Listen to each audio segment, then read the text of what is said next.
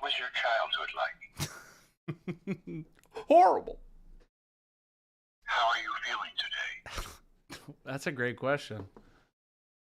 How does that make you feel? Pretty dang good. Between now and the next time we meet, I want you to start a journal. Ah. Keep going. Well, that one. Oh. Oh. It's It's great. the best thing ever. Yeah, it's Next amazing. to this. Oh, I just love finding the little plastic toys. The joy of making sounds. That's right. We used to have to do it with our mouths. Jason, what are you doing? Yeah, you used to have to do like honest fart sounds, like You were just trying to bend that spear. I'm like, trying to bend it back. I keep hitting it, so it's bending it the other way. I see. I gotcha. Counter bend. Sup, nerds? Welcome in, everybody. Big Bob, Alex WP, Paint Liquor, Punisher, Sarcastic Grandpa, Iterator, Dusty Hobbies. What up, everybody? Big Bob, technically, Holtz. the answer to both of your questions is yes. Michael Holtz. Oh, God, that sounds like my work. That's funny. Which one, the therapist or the farts? I hope it was the therapy. Is it the therapy questions or the farts? Very interchangeable. Totally different jobs. When you needed fart sounds, the producer ate lots of refried beans back in the old day. You can literally just put your hand in your armpit. Bavarian with the subprime. Thank you so much. Iterator says, I hope when I retire, I can finally catch up on my hobby work. That's right. Hobby when you're dead. Hobby when you're dead. That's our new motto here. I think at hobby Monument till Hub. you're dead is our actual motto. There you go. Hobby till you die. Michael Holt says both. Both. It was a therapist and then fart noises. That's right. I don't know if that's a great job. That could be the best job in the world. You might have a great. Or that could be the most awful thing I've ever heard that you have to suffer through. Nothing down the middle on that one. So I'm going to go with I trust that you've made the right decisions in your life and that you enjoy your employment. That's what I'm going to go with. The Punisher says, the fart one sounds like my work. It's not really related to my field of work. I just eat a lot of beans. That'll do it. Beans do not cause everybody to fart. Very surprising.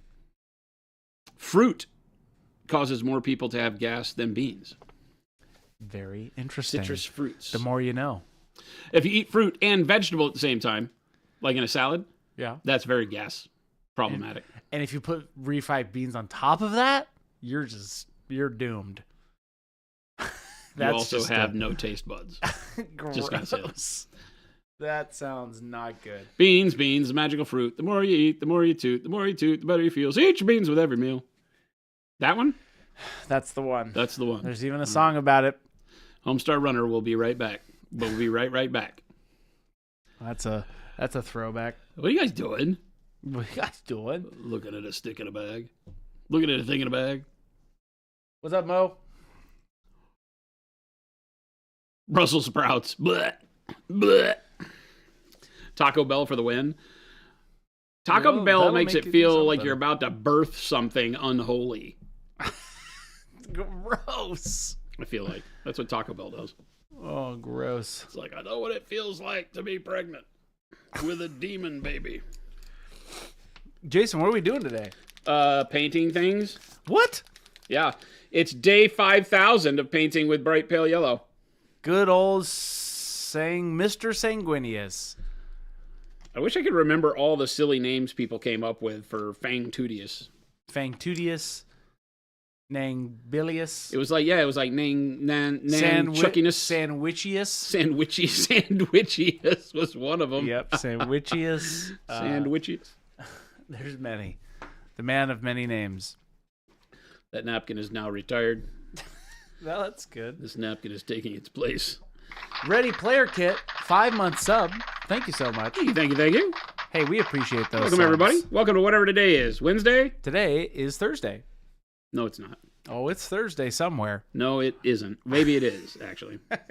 It's definitely Wednesday. It could very well be Thursday someplace, like Australia. It feels like a Thursday. That's the opposite of what today is, though. Today's Wednesday. Well, I don't know that Thursday and Wednesday are opposites. What's the opposite of Thursday? Tuesday? I don't know that days have opposites. I think they do. The opposite of Thursday is Tuesday, because Tuesday you're getting into the thick of it, and then Thursday you're getting out of the thick of it.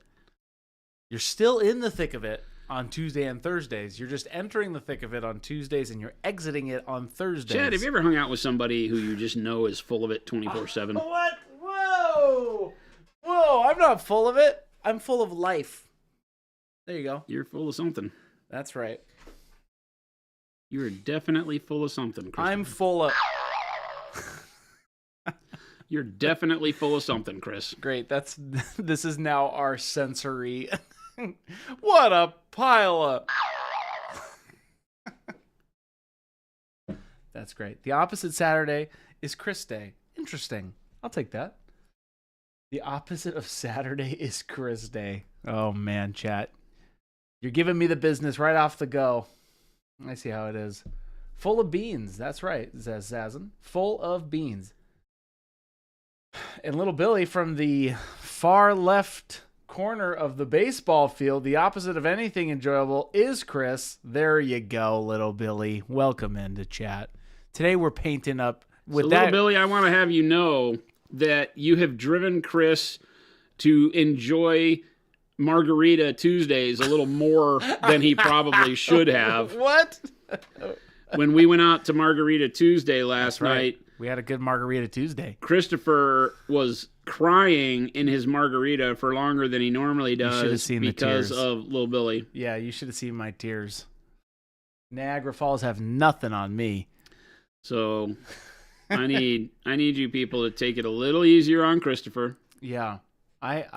Chris has feelings too. I have significant trauma every day. It's nothing personal. It's just business. Wow, little Billy. That's there's some truth in that. I understand. I accept. Go Sue. I'm sorry you had to experience that, Jason. Yeah, he was too. It was not good. I was too what? Gosu says, I'm sorry you had to experience that, Jason. Heck yeah. And I said, I'm sure I am sorry for you. It was not pretty. I had mascara dripping down my face as I wallowed in self-pity deep inside a margarita. And the waitress was not pleased. And I love how the waitress said that the small margaritas were quite large. When we asked her, how big is it? She was like, oh, this size. And then I was like, oh, because okay. one of them's $3 and one of them's $7. Like, okay. And when I showed up after they already ordered theirs. Yeah. And Gabe and Chris were like, yeah, there's a $3 one, but it's like this big. Yeah. We were and when she came by, I said, I'll just take the $3 one. Yeah, that's right. Because I don't drink. So I was like, $3 margarita, that's about all I can handle anyway. So she brought it, and the two of them were really bummed because the $3 margarita was just a hair smaller than the $7 margarita. Yeah. The presentation, though, of the $7 was nice. Was it worth it? It was worth it. Okay. All right. Actually, it was worth it. Okay. It was still 24 ounces of margarita. Okay. All right. Okay. We had a good time. All right. Okay. Big Bobzilla, more or less slow. How much trauma has Chris put you through? Oh, great question. Me? All of it? What? Oh, wait. Is that my outside voice? Little Billy, if I'm buying this much paint from y'all, I should be allowed to bully someone for taking my money. Hey, you know That's what? That's not how this relationship works. We provide you with amazing hobby products, and you get amazing experiences from it. That's right. That's where the transaction ends. We put a show on every single day for we the people. We paint with Jason. Us as in we paint this. We the people. We the chat. We you the buyers of the paint. We you the people. This feels a lot like a dictatorship. No, we are the collective one that paints with Jason alongside Jason. Somehow it became painting communism. Thus, you must buy the paint. You must buy the paint. Because you already have the paint. You see what I'm saying? The party says so. That's right. That's right. When we said mother-loving paint party, we were not talking about a congregation of like-minded individuals.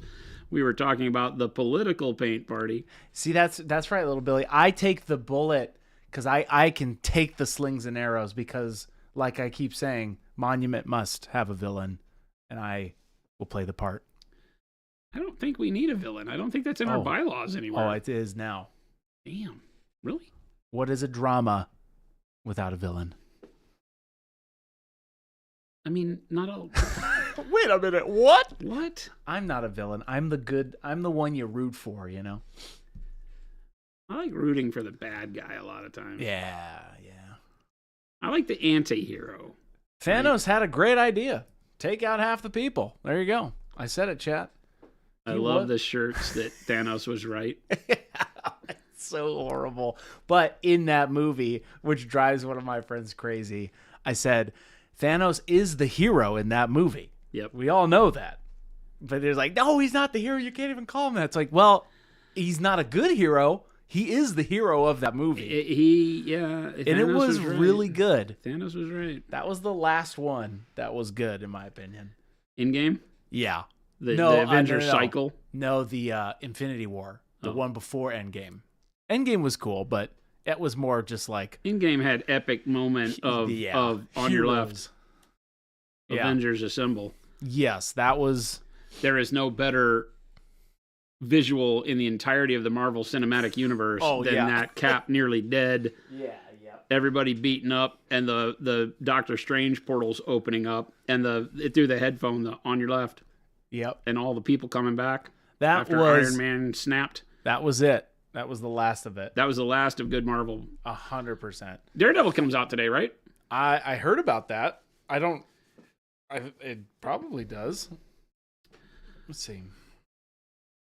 It might. What's that come out? Disney Plus, right? Yeah. Oh, yeah. Yeah.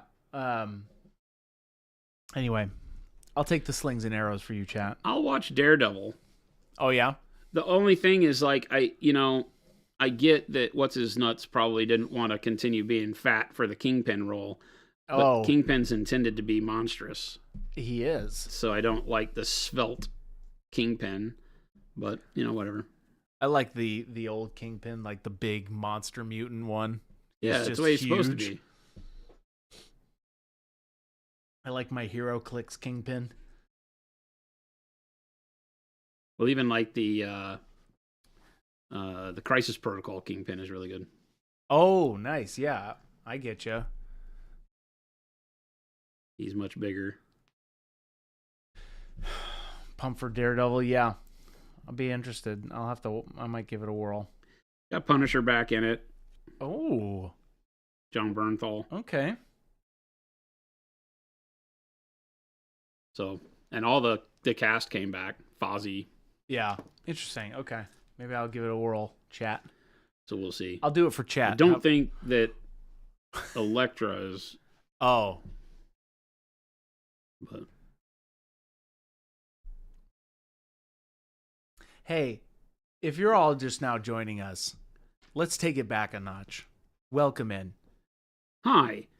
Welcome to whatever today is. Hi. In the simulation of life. Hey there, Mr. Sanguinius. My name is Jason. And I'll paint you today. Thus starts chapter 1. And for all of you who are interested in the process of where we're at now, go back, check out our other Vons. Jason started with the wings and then did a couple days on that and then started working into the non-metallic gold. And in between that, we had Baby J. Doing a bunch of releases last week, which seems like an eternity ago. Damn. Right? Is that a I'm a slow painter reference? No. Not at all. It means that you should paint faster. Which is exactly what I just said. You are so cruel to me. I will take the slings and arrows.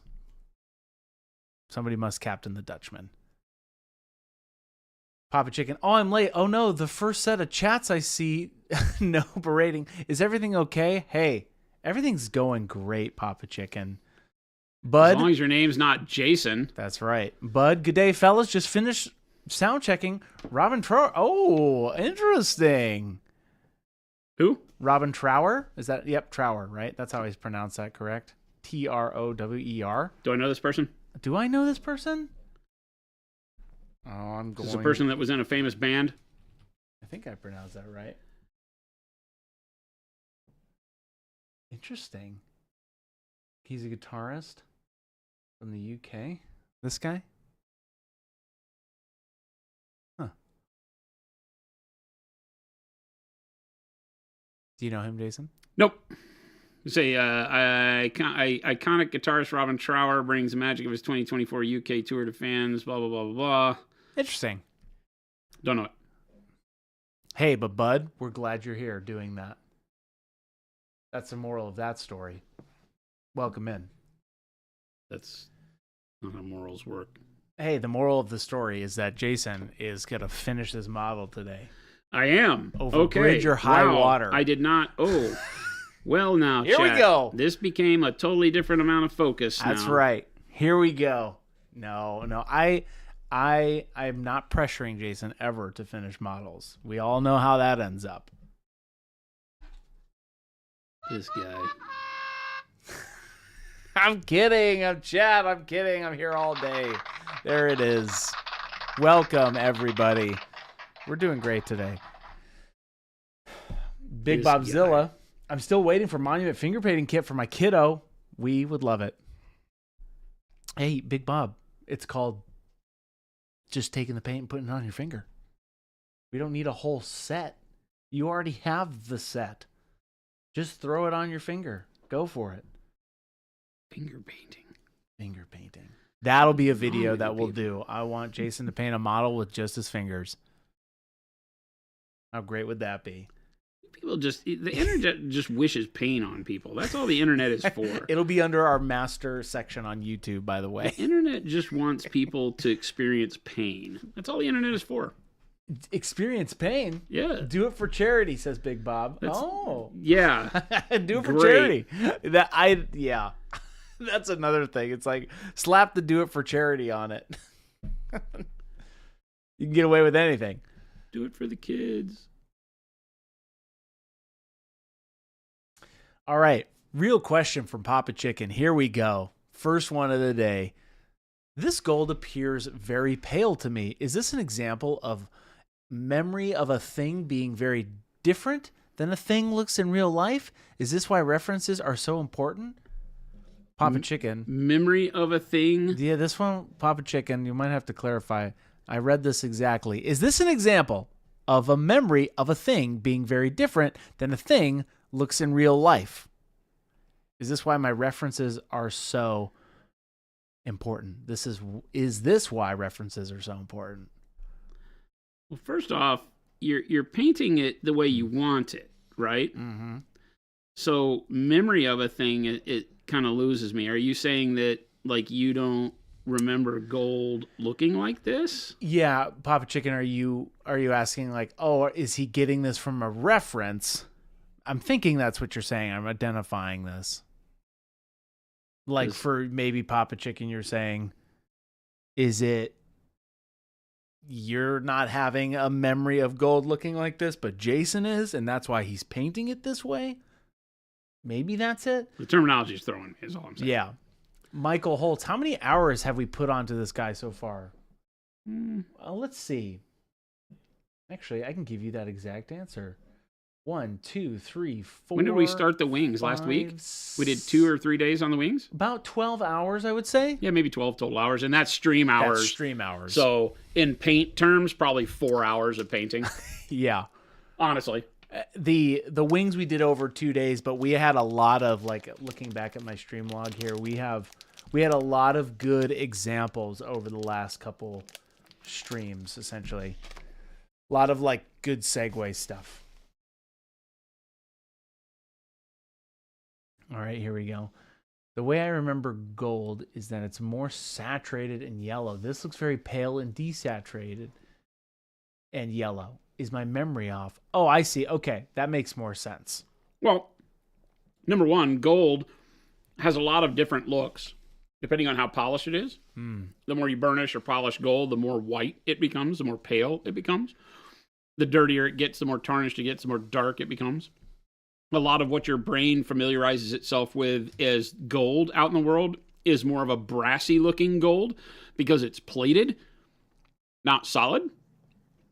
you know, if you Google like gold bar, you'll find a much more pale yellow looking gold when you're holding real gold, right? That isn't like highly polished and all that, but the more you polish it, the more pale it becomes. And obviously I have a good amount of yellow in this. Right now it's pale because we're painting large amounts of the bright pale yellow on here to get our lighting situated. Then we'll glaze back like the yellow ochres and the other yellows onto it to bring the color balance the way I want it. But no, like highly polished gold would be more like this. It would be more like a white feeling metal. You were saying this is gilded armor, essentially, right? Yeah. Is that the right I mean, I think he's a terminology? Primarch, so it would be fairly polished, right? So I'm doing some high reflective on it and still, you know, but because we're sketching stuff in, it's as I add the bright pale yellow, I desaturate a lot of my other colors because I'm glazing over the top and such, so. Perfect example. Gold in my brain looks like the Monument Hobbies logo right behind Jason. Oh, I see. Interesting. Gold? How that hits the lighting. So more yellow. Is that what you're talking about, Papa Chicken? I mean, that's kind of an orange, right? Because of the temperature of the light. Yes. Mm-hmm. That's hitting it.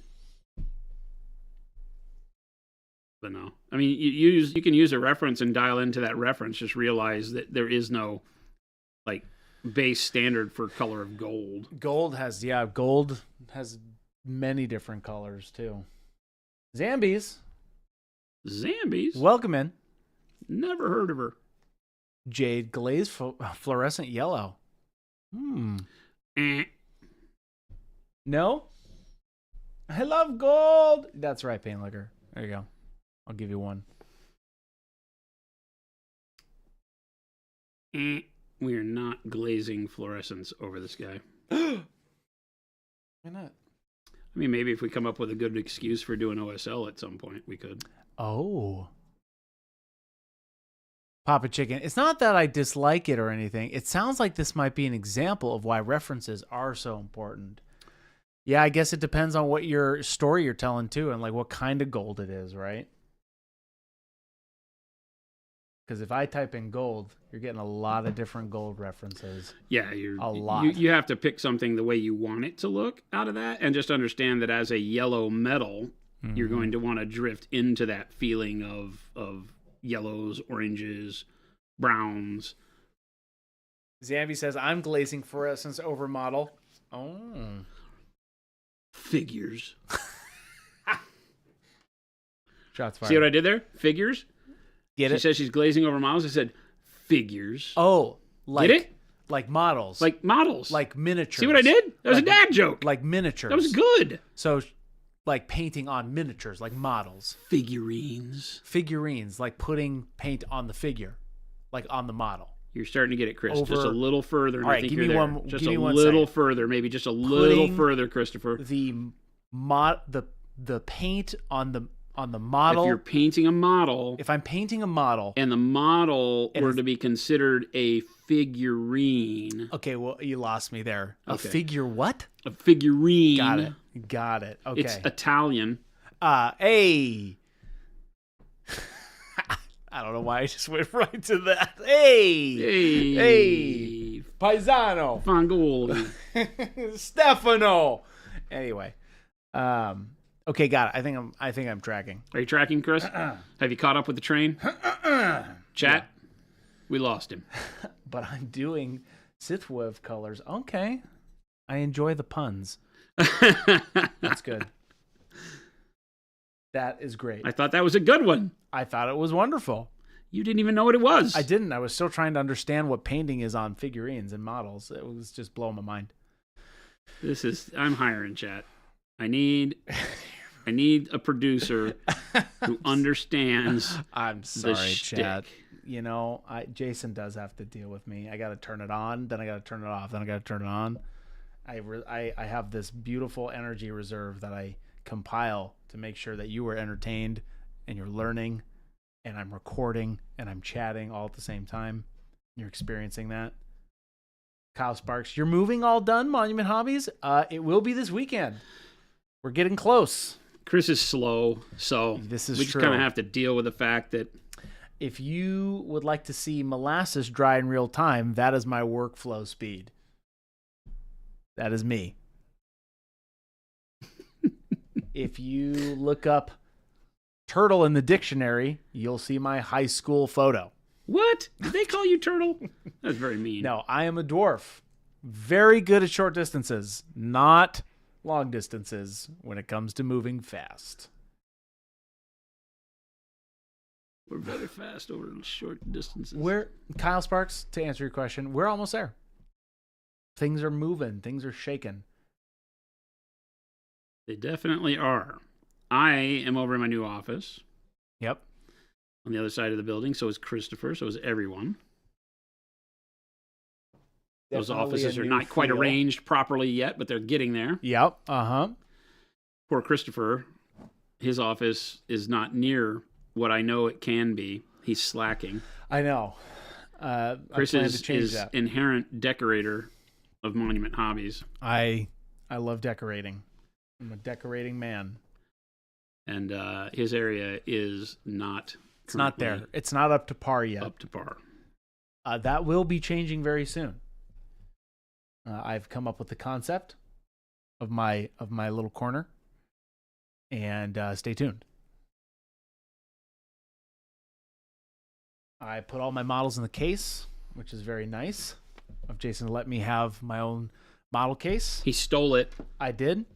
The case was over there with models in it. He goes, "Hey, would it be okay if?" Oh no, don't look out there. Would it be okay if I use if I use the case? I asked cases. That's right, so that everybody could see my monstrosities, my stories, my progression. And I have a lot of. It's models. hard to turn down Chris when Chris does all this hard work. So it wasn't the intention. I just wanted a place where I could look at my models and be at the same place where I work, because I don't like having my models at home because I can't see them.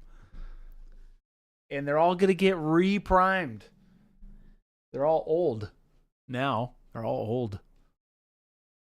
They're going to get redone, chat, with my new birth. The grand repriming. Uh-oh. I think Chris's office should be moved to Tucson. What? Tucson? Made up words. Hey there, place. Mr. Sanguinius. Yep, that's it. That is it. Flapjack Nickelsack. Flapsack Nickeljack. Flapjack Nickel Sack. Flapsack Nickeljack. Slap, sack, nickel, jab, flap. There it is.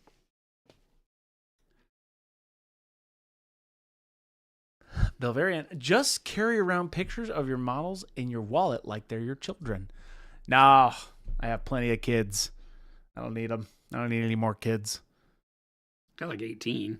Yeah, the last time I checked, I think it was 18. Had to get rid of a couple.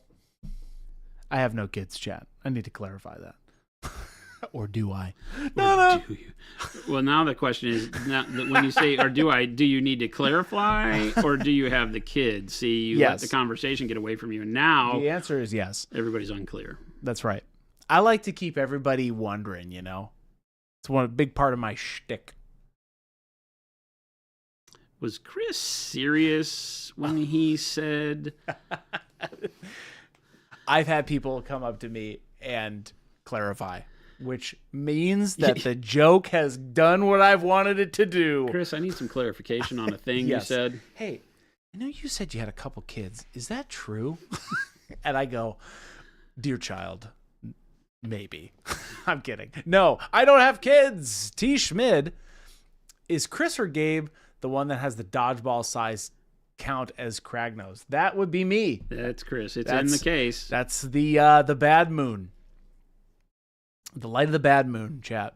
That's a whole theme for my Gits army. That's Chris. He's in the light of the bad moon. Something I have to see daily. I know. That is something I need to change ASAP because it is hideous. Because I did a test with all of our new primers when we got them on that thing to test it. Right? Yes, it is the size of a regulation soccer ball. And it's very fun when it's on the table. And hey, technically, I was told it's tournament legal. Because it has Kragnos' weapons and his base size. No. Yeah. It's pretty incredible. It's pretty fun. When you think about it. It's great. It's a great thing. Chris, I love your ridiculous models. They are silly. Chris has got a really good imagination for storytelling with his models, which I love. That's that my kind of favorite part. inspiration is what I wish everybody could find in their journey with miniatures. Yeah. And then pull it off in crazy ways. I love the theme. The Yeah. theme is what, if I had to pick one thing, I do like painting armies because then it's like, oh, that's a theme. I just like the theme. It's very fun for me.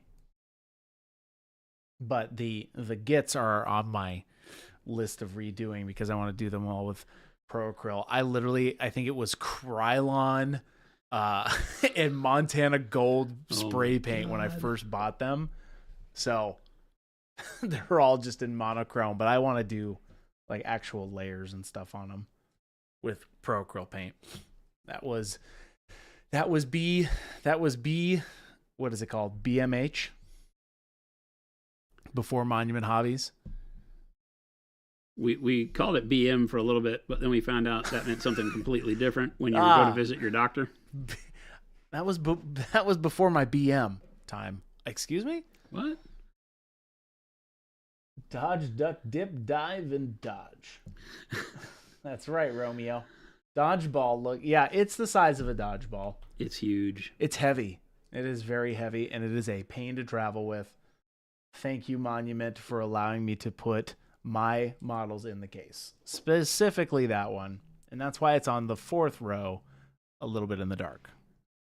Until I get my act together and paint it. It has these little crazy T-Rex arms. That's what makes it so cool, though. I'll take a picture, chat, and show you guys. Because it has Kragnos' arms, these little arms with a shield and a mace glued onto this enormous soccer ball that also has a face molded into it. It's heavy. It's freaking great. My friend 3D printed. He's like, yeah, dude, this is going to take 72 hours to print. I got to do it in halves because I don't think this is going to work. He's like, yo, I got it to work. I was so happy. So, Christopher, what was that 3D model? Oh, where'd I find it? Yeah. Yes, Jen. Oh, you're talking about the one in the case. Yes, I am. That model I found on one of the very popular sites of the Majora's Mask Moon from Legend of Zelda. Oh, I remember you saying this now. Yeah. Uh-huh. That's my probably top 3 favorite video game. Okay. Just because I like the story and all the little theories behind it. Jen says, it's weird. I like it. Nice. Jen approved. That's great. That's good news for me over my little area. It's a fun model. I was going to paint it like that, but then I got this whole like Light of the Bad Moon thing. The thing is, I'm trying to decide if I want the moon itself on the game table, which is what I'm leaning towards. If that is going to be the source of light that is hitting the army, right? Mm-hmm. So I thought about like in deployment where Kragnos will be normally. Mm-hmm. It just, obviously that's going to change, but I think it would be fun. So he's a little bit to the back of them, right? And above. So that's kind of where I'm doing it from. So that when they're all on the table, because also the other kicker to this is that I only have Grotz in that army and Kragnos. That's it. And Skagrot, which is also, I kit bashed him too. So there's a lot of models I have on the table, which is kind of why I didn't paint them all, because there's like 160 of them. Lazy. I'm like, oh, I'll put them in the bad mood. Lazy. But then I came up with the idea of the theme, and then I'm like, well, I'm sold. Lazy. And that's my TED Talk. Wad, I hated Majora's Mask so much when it came out, I returned it. What? What? Yeah, Papa Chicken, Majora's Mask is so good. Best Zelda ever. They weren't afraid of video games being weird back then. It was when you start really thinking of how weird it was a weird game. Like he died and went to purgatory and he's like going through all of the stages and all that. It's a very interesting theory.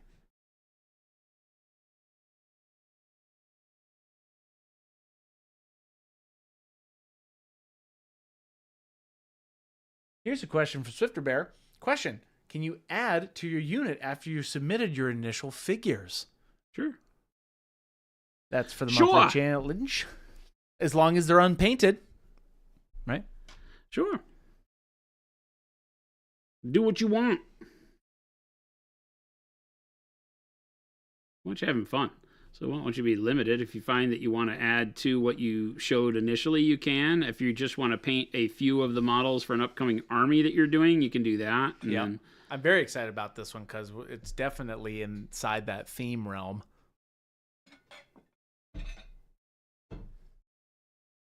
Very excited to see what people come up with.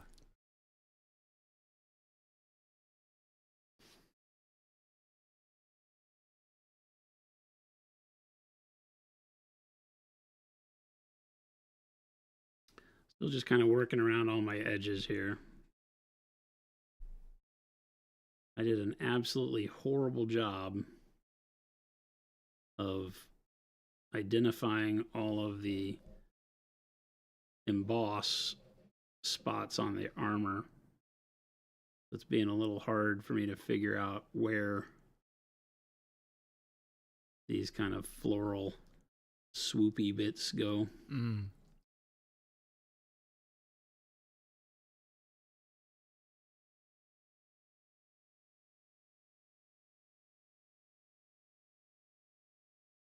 Little Billy, I never played Baldur's Gate 3.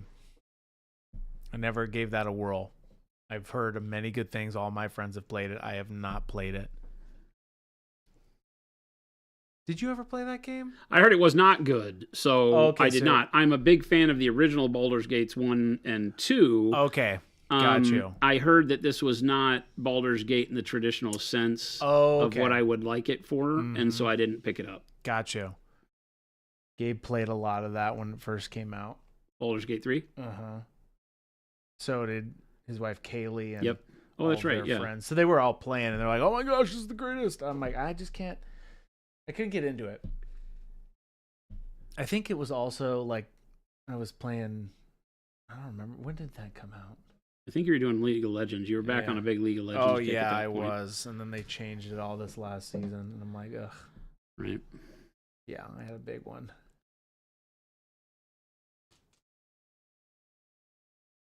Right now, I'm on a big Elden Ring kick. I love it. I'm probably gonna buy the DLC. You know my stance on that. Yeah, it's very fun. As you should. The DLC's fun. It's a totally different land you get to go travel to. It's really good. Do I have to beat the game?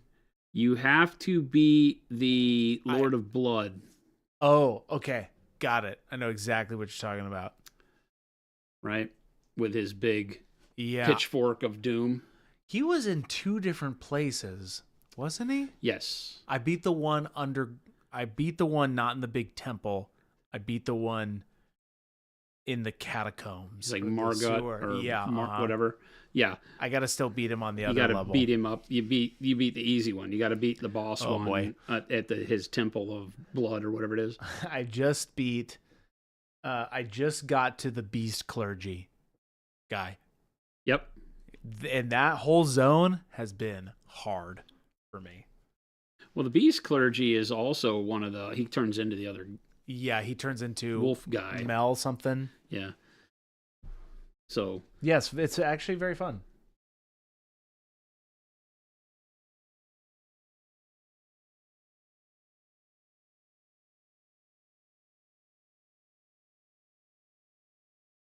Yeah, but you'll like it all.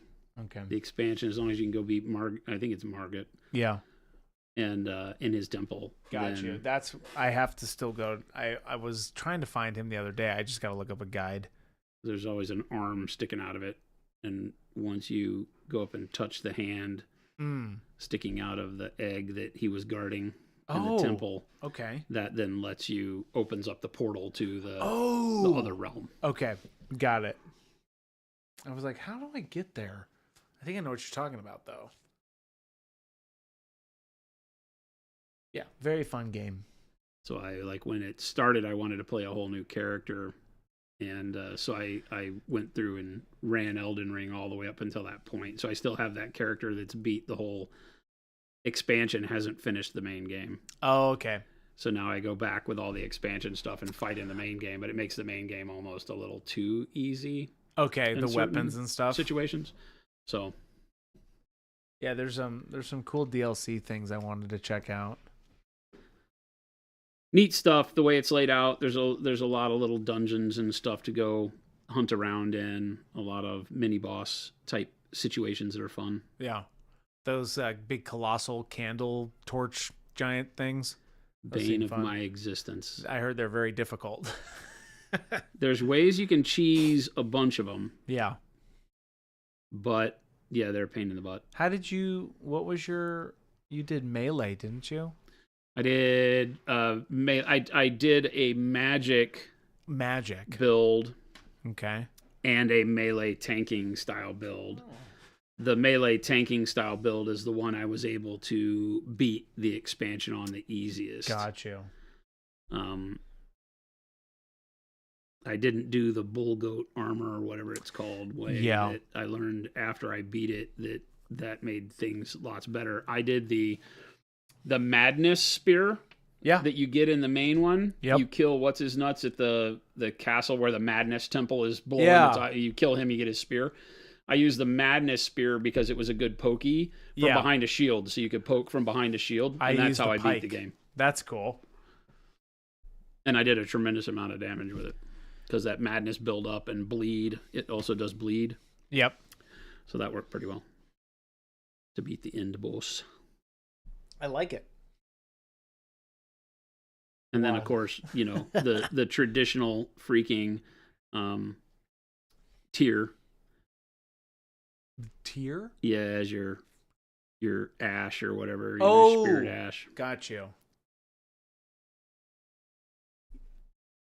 I have not used the Ashes of War a whole lot. I used a couple, but I did not utilize them, or I haven't utilized them in a proper way, I don't think. Well, you're using your summons, right? Yeah, I have the summons, the little shield guys. Oh. I buffed them up. Do you have the tier? Have you gotten the tier? Have you done all the underground stuff and gotten the tier? Which, is that the red thing? No, the tier is the one that's you. Oh, the mimic tier. Mimic tier. Yes, I just got that. I just beat the mimic the other day. Yeah. Oh, okay. I did not do that. The mimic's easy. You just take all your armor off and then you go smash it. Because you can put your armor on and it can't.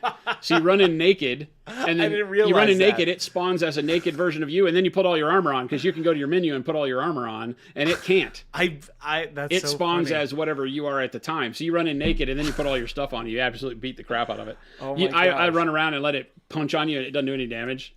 I didn't even think about that. Yeah. I literally went in there. This was actually happened 2 nights ago, and I have the big fingerprint shield fully buffed and the pike. Yeah, everybody did. The first time before anybody knew what the mimic boss was, everybody ran in there fully buffed and the whole nine. You thought it was another boss. And you have to fight you. And that's how I beat it the first time. And I was like, well, if it's just you, I wonder if you go in naked and then took all your clothes off of it off. And of course you can fight it with all of your armor off. That would have saved tremendously silly. Saved me a couple rounds. The mimic tier. Romeo G, it sounds like it gave you the business. Wad, that gave you a hard time. Yes, it was. When are they coming out with a new Pong game? You wouldn't love it if they did. Maybe one day your game pile of shame is even worse than your painting pile of shame. Oh boy. My Steam library is like my pile of shame for sure. Oh no. I don't have many Steam games. You don't? I have like 50 million. I'll get around to it. It's the one thing that drives Gabe's crazy that I don't switch games very often. You go back and play the same ones? Well, I mean, I'm one to talk. I'm back playing World of Tanks. I took an 8-year break. If I play 7 or 8 year break from World of Tanks, and now I'm back playing it again, like religiously. Yeah, it's crazy. If I don't have a lot of games, but I stick with the game when I'm playing it. Yeah, for like a while. Right now I have a group of guys who will play. We've been playing Dark Tide. as well, which has actually been quite Dark fun. Tide is the Skaven. No, that's Vermintide. Vermintide. Dark Tide's the 40K one. 40. Yeah. Gotcha. It's okay. It's all right. It's kind of just like it's a quick game. That's why I like League, is that it sometimes doesn't require so much thought or commitment. You just get into a round, you play it, and you're done.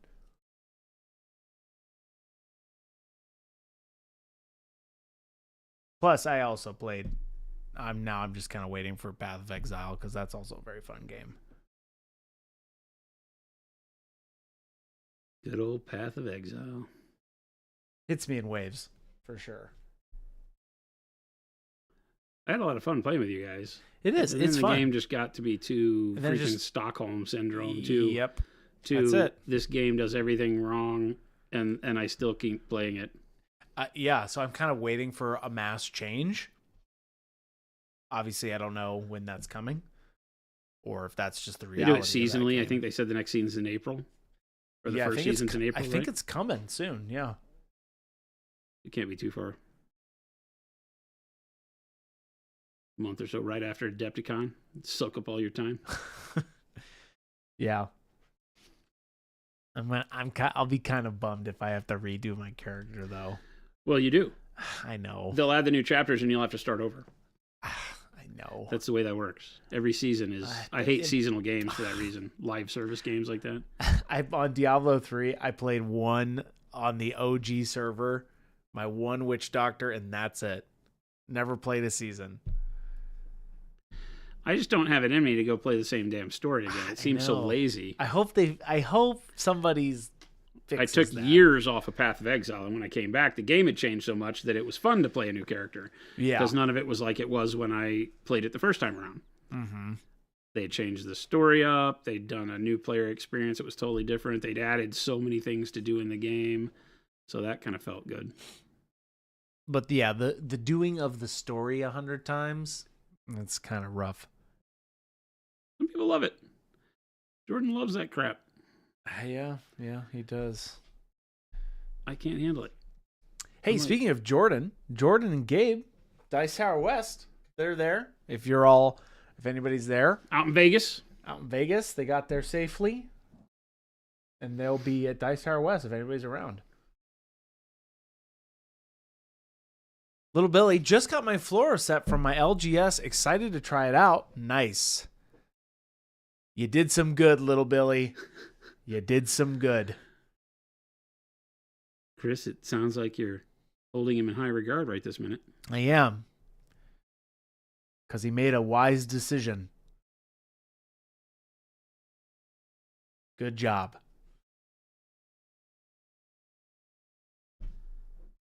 And speaking of good job. Thank you, Chris. Thank you. Yeah, I was just about to say, Jason's doing an excellent job on this. Sanguinius. And if you're just now tuning in, you have done a good job tuning in. And I'm bringing it full circle. Welcome in. We're painting up Sanguinius right now and over the last week. So go check out the past VODs if you need to catch up. Started with the wings because I made Jason do that for the content.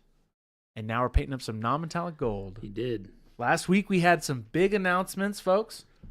Brush on primers out and demoed. Check that out in that VOD.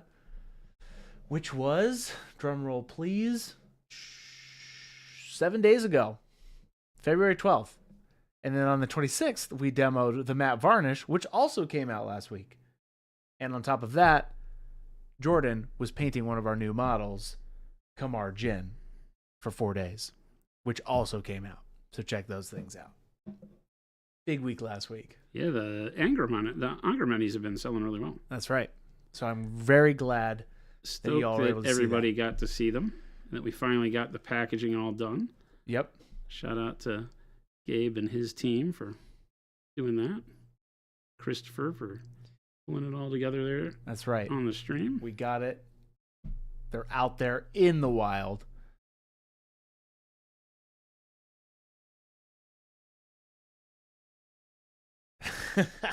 Yes, Papa Chicken. Last week we had a concerning lack of LOTR quotes on stream. Will that forecast continue through this week? It will. You only get a few of those, Papa Chicken. Depends on my mood. And my mood today is business. Painting and business. That's what my mood is right now. Grab that paintbrush, pick your favorite paint, and go to town, chat. That's what you should be doing right now alongside Jason. Because he is finishing up this Sanguinius today, believe it or not. Can I not believe it? He does not believe it because that's not happening. And that's okay. That was a test, and Jason passed.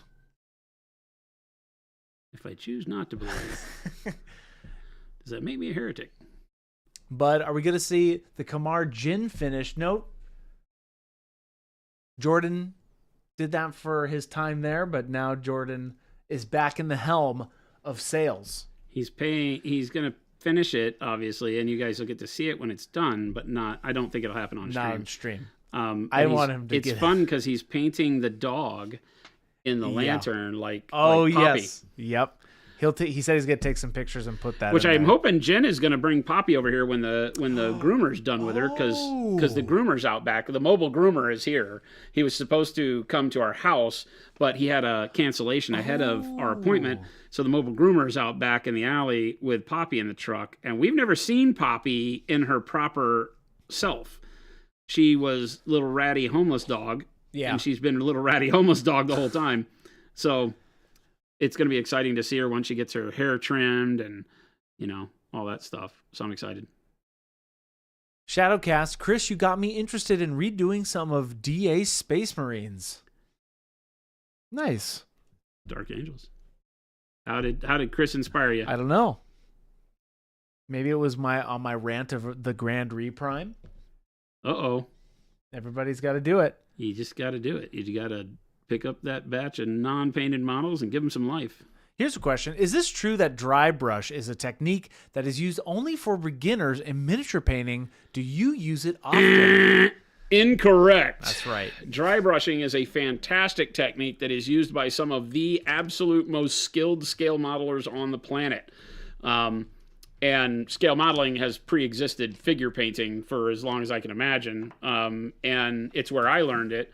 As a technique, it is something that you have to practice to get the skill down right, because as a beginner, it is a skill that you can use very freely to get really cool detailing that you feel is beyond you, because it picks out all the details on the model, puts them into relief by bringing contrast on them. Nice.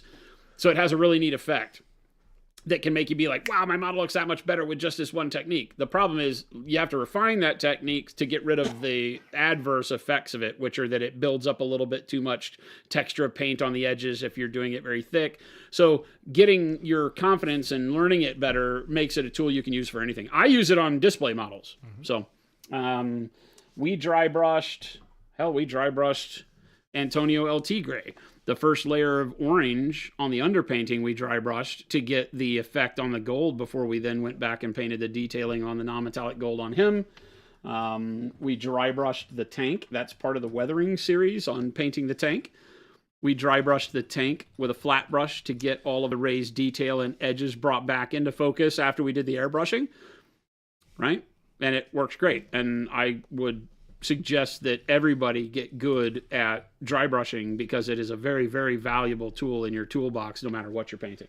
Anybody that tells you dry brushing is for beginners is also a beginner. And that's not a bad thing, but they're caught up in the ego of painting and thinking that you always have to progress to newer, better, bigger, brighter things, when art is all about all the tools you experience along the way and keeping them in your memory box so you can pull them out when you need to, because they're all great tools. You can do lots and lots of great stuff with them. Roaring Oblivion, love that. No rules, just tools. Yep, exactly. Love that. Only a Sith deals in absolutes. Back alley groomers. Uh-oh. Oh, this is perfect timing. Come over here. I just said I hope Jen hears this, because the dog. Make some room for Jen. Welcome in. Oh, in. my beautiful. Hello, pretty. No. Hello, pretty. She looks so clean. I know. Right? Wow. Look Bring her on there. They smashed her hair down. I love it. Hello, wow. pretty. Wow. My. if You this turn around and look at this the camera. Oh, look at this. She's You so can show cute. everyone your beautiful face. Oh my goodness. Totally Wow. different dog. Yeah. She had none of the hair pointing, picking her in the eye anymore. Look at you, very cute. Look at you, so cute. Look at me, So clean. Look at me, Wow. Look at you, you're This so is- cute. You got short hair. You don't look homeless anymore. She's Look, so your soft. ears don't have. I know, and she's so soft. Oh my gosh, too. yeah, it's not like all Not scraggly. the wiry, scraggly hair. Yeah. Oh my gosh, super cute. This is That this was is what great. the true Poppy looks like. Super cute. Round of applause for Jen and Poppy. Wow. That's Super. With the dog was also dry brushed. Yes. if you are Picks out just all the details. overwhelmed with the cuteness that just happened, I don't know if you have a soul or not. She looks great. That's how we rope you in and keep you here.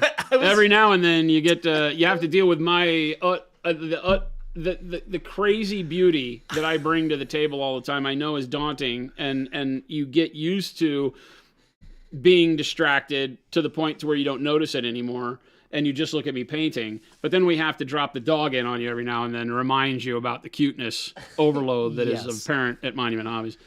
Homeless makeover, small pupper edition. It really is, right? Yeah, that Jen's been giving her baths every week, but she had like some eye crusties in her hair that was like a dreadlock coming out of the corner of her eye down her cheek because she'd been out on the street for so long. And we were afraid to like cut it. We didn't want to do anything like that until we got her groomed, but we had to have her fixed first. And after the surgery, there's a period of time where they say don't have her groomed and do, you have to like great. do wet, like sponge bath. You can't like, she looks great. yeah. They did a great job. Oh yeah. That's the first time we've used Super them. So it's pretty clean. funny. Michael Holtz, I don't see a message from you. No, it's a heart. Oh, it's smiley. an emoji. It takes a while to minute load the on, emojis over here. Yeah. That's cool. Wow. Yeah, Poppy, for those of you that might be new around here, we have a dog named Cora. Cora doesn't get to come to the office as much. She's a big 65-pound pit bull crossbreed that we rescued years ago, back in 2020 during the pandemic. And then during the day after Christmas, Poppy came to our office. Yep. And snuck in our courtyard and was like shivering cold out on the bench in the courtyard. And the employees saw her and took pictures and posted them in our chat. And Jen and I were at home taking a much needed day off. And I knew it as soon as it hit chat. I was like, They started talking about Humane Society coming and getting her. And when the Humane Society wouldn't take her because she wasn't sick, Yeah. I was like, we just got a dog. Yeah. I knew that if Jen was like, well, I'm going to go see if she'll take a treat from me, I was like, we're doomed. Yeah. And it's been the greatest thing ever because She's she such and a good Cora, dog. she and Cora have gotten along like thick as thieves. It's amazing. That's so been good. great because Cora needed a friend. Cora, I would always say, Cora, you need a hobby. Because she was always just like, wouldn't leave us alone. And it's like, oh my God. Well, it's such a rarity that worked out in such a perfect way. Oh, it's so good. Just like So for the good. dog to not also be, a little bit messed up from being on the street and that kind of stuff. She Like, it just she worked. was very receptive to humans from the get-go. I was surprised. Yeah. Because she's very young. The vets say she's 1 to 1.5. So, It's crazy. whether or not she was born and raised on the streets or was, a lot of people have said that you have around here, you have like the retirement building right across the street. It could have been that somebody passed away and the estate came to clean the apartment and the dog, they just were like, we don't need this dog.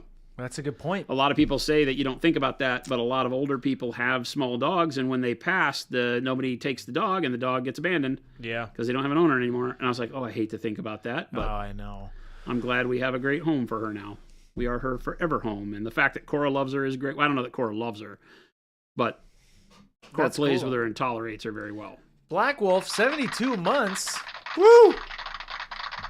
Wag! That's right. Thank you, Black Wolf. Black Wolf has been around the stream long enough to remember when we got Cora. He threatened that he was going to go pick her up if we didn't get her. That's how long Black Wolf's been around. Mortagul has a question. What color technique do you use for the best details on figurines? So that's a broad question because what technique? Yeah, what coloring technique do you use for the best details? I use so many different ones based on the sculpt, the material I'm painting, not material as in what's the model made in, but material as in like what am I trying to make it look like? Like in this case, gold. Yeah. As a metal, I'm using a fine detail brush and a very edge-centric highlighting method to where I'm just going and picking up raised portions of the model to get the shine on there. So that's, a part of how I'm painting metal that is reflective. I would not be doing the same technique if this model were all a wizard in fabric, right? Yeah. So like we talk about, there's no single technique that I find myself painting more than others, really. It all is really understanding what it is you're trying to evoke in the viewer, what the model wants to be in terms of, if it's all armor, then I'm using all the techniques I know of to do reflective, shiny surface painting, like what you see me doing now, which are totally different than painting a naked barbarian. If I'm doing a lot of skin, totally different techniques, both for choice of color and application. So I hate that there isn't a well-defined ta-da, but that's kind of not what art is, right? Yeah. You can imagine like talking to a painter who does, the same type of thing. I've always used like the street artists that use spray cans to make space vignettes. You find them like at the Friday night, first Fridays on a street corner using spray cans to make the moon and the sun and a star field. And they're all doing the exact same painting. So they're all using the exact same technique to finish the exact same painting. I mean, the paintings are different colors and different, spots where the moons and planets are, but it's typically the same piece of art. And it's just it's a fast thing that can be taught to somebody. Tattoo work can be the same, right? And there can be a technique that people use that's repeated. But when you're doing things like miniatures, none of them are the same. It's tough. So you're always having to switch the technique up to define the situation that you're trying to create. Mortigal has the follow-up. I'm sorry, my English is not great. I'm asking about what colors do you usually use to create bright but realistic shadows? Okay. Oh, okay. Well, that's a more defined question. Yeah. Sure. Bright shadows is throwing me, though. Maybe like more light in the shadows? Bright? Can you highlight it for me? Yeah. I'm asking about what colors do you usually use to create bright but realistic shadows? If we're looking for like contrast in shadows, then I'm always talking about using colors that are cool temperatures in general. There's a reason to use like a warm temperature in the shadows if the base of the model is a cooler tone like white. Do we have the polar bear guy up here? Yes. So like when painting this model, I wanted to represent, like polar bear white fur, right? But I don't like just painting grays and whites. I like a lot more introduction of color to make it interesting. So we painted him with an underpinning of royal purple. So I've got can you do a super zoom on that one? We've got royal purple in the shadows. You can see like underneath his tabard there and all that. So royal purple is I'm using the warmth of the purple in this case to deliver a nice contrast of shadow. It's still a darker color, right? So it gives me the shading that I want, but the warmth of the royal purple, like on the underside of his thumb there, offsets the cool nature of the light blues and whites that I'm using for the fur. So if I'm painting something like this that's more of a blue, cool color palette as an overall feel, then I like warmer shadows, just because I like that juxtaposition, that fighting of opposites. But in most cases, I'm doing things like blues in the shadows, right? Because here, in stark contrast, is a model that's red, so a cool color versus a warm color. And on the warm colored model, I'm using Payne's Gray, which is a very dark blue-black in my shadows. So it cools off the red and gives me that temperature balance, right? Now, it doesn't have to be that everything's 50-50. If I'm painting a blue model, give it a red shadow. That's not the way it works, but you might want to look at it that way in terms of I do want to balance out the color of the model with my shadow colors. And then, again, there's no right answer. You can use whatever you want. You're typically not going to do shadow colors and yellows and things like that because they're too bright colors. They don't give the shading that you want, right? Yeah, no problem. Mortigal, it's picking a dark color that sits and gives you contrast as if it is the shadow, but that also brings depth to the model so that you can play with those colors to give you a sense of interest that is not necessarily realistic. I don't know that you would ever find, without there being some sort of a LED lighting in the area, if you'd find purple shadows. But when we look at it, you don't, like, back out. The purple isn't what I see here, right? I can show you that the shadows are done with purple, but what you get here is just the visual contrast of that warmer shadow color overlaid with the cooler top tone, and it makes the model interesting and gives what I call depth. I don't know if it's the right term, but it brings depth to the model to where it gives it more viewability, right? As opposed to just doing the same color. Like if I were painting this blue, if you just went dark blue, mid blue, bright blue, white, it seems like they're almost wearing a costume, right? Because it doesn't have any kind of change of color from the environment reflecting into the model, or the fact that it's alive and has blood under its skin and all of that. So I try to take that into account. I'm not always thinking about realism. I'm just thinking that there would be some sort of interplay of color in reality that isn't as simple as just a triad of brown or a triad of blue kind of stuff.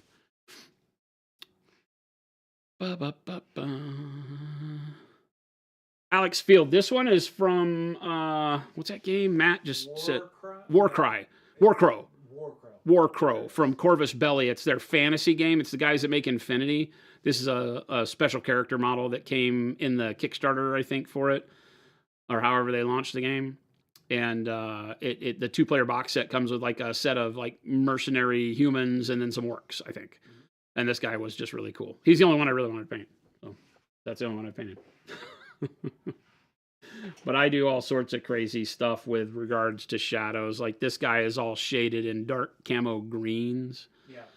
Right? So that you get kind of a bruised flesh tone going on. Because I like the uncanny valley of demons with humanish skin tones, but giving it the green underpinnings helps to make it seem sickly and such. So, playing around with color is fun. That's why we do this, right? Is that it gives you that creative overdrive where you can kind of pick how you want to do things and try new stuff out. And sometimes you pick winners, and sometimes you're like, maybe I won't do that again. Yeah. I dig it. You once had a conversation with a dolphin. We just clicked, Oh my. We'll give you that one, Papa Chicken. We'll give it to you. Let's dig into that more in our next session. Oh, here's another question for you, Jason. Right here. Also, one more question. Sorry if no, you're not being annoying at all. Yeah, we love stopping this. you from any. How you create a light detail that almost feels like it's glowing, like glowing eyes or a lightsaber or such. Yeah, we call that like OSL, or object source lighting, is how you hear it referred to a lot in the world of miniature painting. I'm looking around to see if I have anything here that makes sense. Horace, right? So Horace has got a couple of examples. Do a super zoom here. Yeah. You can imagine that Horace has got some lighting on the trim on the inside of his Terminator helmet, and then I'm throwing that light back on the face, so you can see like the way that I have the red glow enveloping most of his head except for the part of his forehead and side of the scalp that's away from the light. That was all done by brightening up the area with white paint after I had painted it the blacks and grays. Brightening it up with a little bit of white paint, then going in with the fluorescent reds and oranges and yellows to make the light really pop. So fluorescent paint makes that really easy. You can also do it like this, which was done with just normal opaque paints. I've got this kind of, been in a forge glowing cherry red metal on his mace that's throwing orangish light back on the ground. Pop back out. Mm-hmm. This effect really only has a hit when it's, showing the whole model. Right, so I like to paint the model completely as if there were no lighting effects at all, and then I go back over that painted surface by brightening up the areas where the light would be hitting, and then over the top of that brightening, usually done with our transparent white, then I go back over with the colors I want. That way I'm guaranteed to get the blend with the terrain colors too, right, and the blend with the tubes and the stuff on his head. So that's my preferred manner of doing that.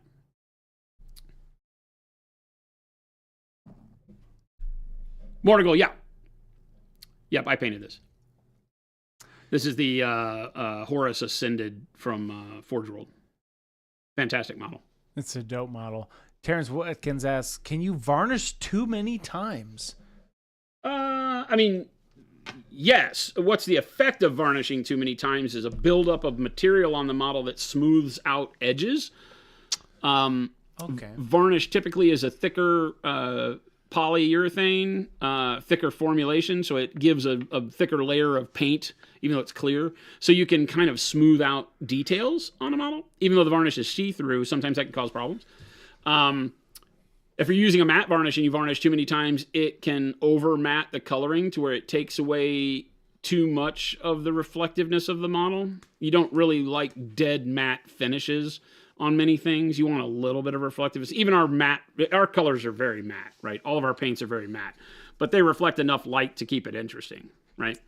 They're just not going to shine back to the point where you lose the color you've put on the model. But if I were to over matte this with a matte varnish, if that's possible, then it could deaden my colors enough to where it just feels more flat than I want it.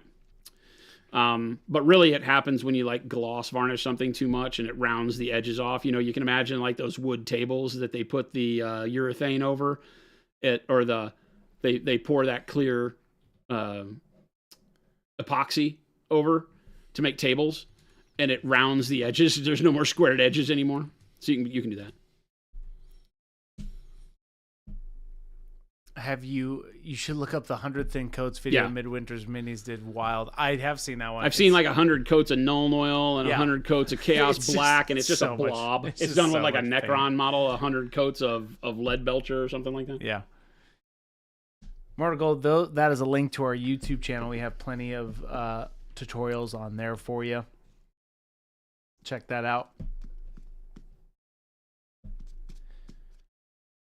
OSL is one that Baby J did a little bit ago. And you know what? I'm going to just give you that direct link, which is right here. Yeah, we have all sorts of like examples doing it here, right?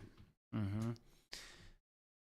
Yep. Where you've got that slight glow from the mushrooms back on her face, right? And again, it's done by taking brighter colors and painting over the shadowed version of this first. So you paint it as if there's no light, then you create your light source, making sure that the light that is reflected on surfaces around it is never as bright as the source. You'll see the only place where the mushrooms have that bright turquoisey, almost white color is at the light source. You can imagine that's the part of the mushroom that's glowing. So you never want to do the glow anywhere near as bright on the surfaces around it unless they're actually touching the light, right? Because the light amplitude will die off as it goes further. And so you're defining as you go how intense this light is, because if this wing were getting that light, it would make the whole light brighter. Yeah. If it's able to shine on the demon wing over here. And in that case, it would hit like her eyebrows and hit more things moving this way. Because we've restricted the light just to this tight area, it makes you feel like it's more of a dim glow. Yeah. So when playing with light in that regard, you always want to set up how bright do you think this light is supposed to be. If you have a wizard holding a lantern and that lantern is hitting light all the way off on the other side of the model, it better hit all the way off on the other side of the model for all of the model. It can't just do one thing. So Deidre, the Wanderer, this model that I designed, is got a torch, right? Can you back out further than that? Right, but you'll notice that the torchlight really only hits intensity up around her upper torso. Then it has a little bit of reflection on the reflective nature of the sword, but I don't bring the bright yellows down onto her pants leg or anything, right? And that's just to create drama. I bring a little bit of warmth down into other areas to make it seem like the torch is changing the illumination color of the entire area. And then now you can zoom back in. And now on the other side, I do like what I call the swimming pool glow, like this eerie jade glow that would be coming from the bottom, right, on her opposite side. And then when we get to that one area, because if you'll notice, the model's dead from one direction. She's got skull and no eye. And then on the other direction is live. So just having fun playing with the colors in that way can be neat. But this light comes from the bottom, which is reflected on the underside of the sword, the underside of the knuckles, and not from the top of the model. Whereas the torch is reflected from the top of the model and not from underneath. So just playing with light direction to create that type of vignette is always fun. There's just things you have to take into account on drawing the eye to understand how intense the lighting is. But these are all done the same way by painting the model in the dark, normal lighting conditions, and then going back over it with the brighter colors and brightening the light up towards the light source to where your reflections get brighter as you get towards the torch in this case.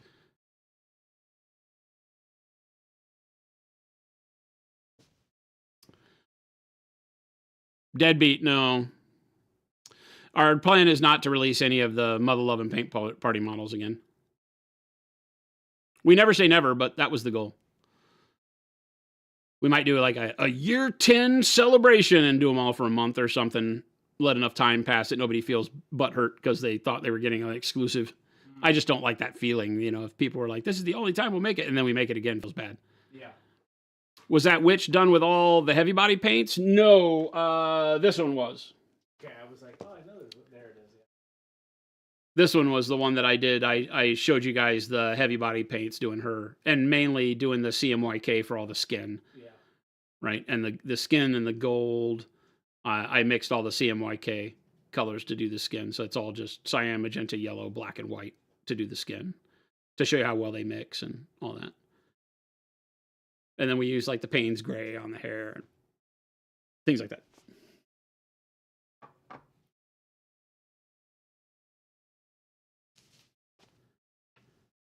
You don't think your brain works that good to paint such effects? You'll get there. Start small. Like marine eyes, painting space marine eyes can be, a really good way to start. And, we have to zoom in super close on this guy, and I don't even think that'll, oh yeah, it kind of does. You can see we use a color in our arsenal called bright yellow green on these. And the way I do these is paint the eye white, solid white first.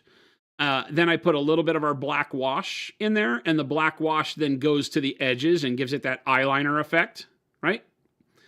And then I go back and paint just the center area of the eye with white again. So now I have white with a black trim, and I do a little bit of transparent white in there to flood it out, and then I just take the very thin bright yellow green and drop it in there so it covers the shadow and everything. And you make sure it gets over onto the edges and all that so it looks like it glows. That's super easy, right? And then you can go back in and do like a little drop of white in the middle for a reflection on the lens if you want to, something like that. Marines, a lot of times, I just want it to go fast because you're painting like 50 of them, and it gives it a nice glow.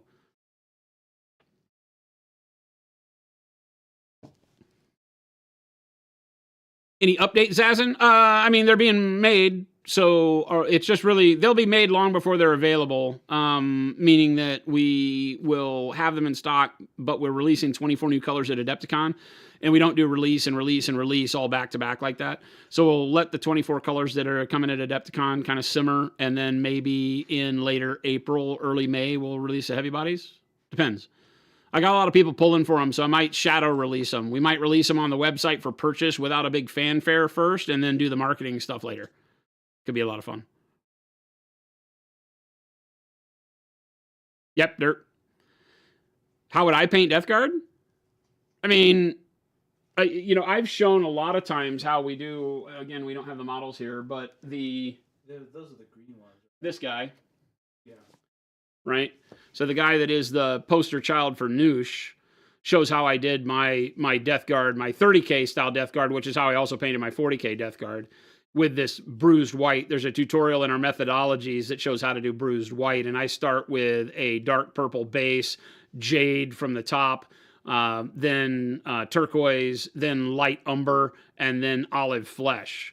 And the olive flesh is what makes it white over the jades and turquoise and light umber makes it this kind of bruised white. I have that purplish nature to it. It just makes it kind of diseased looking. That's what I like. I don't like the standard green colored, like when you paint Death Guard all this green, like they do in 40K. I don't like that because then when you put the browns and all the weathering on it, it looks like mud and you lose your definition of detail.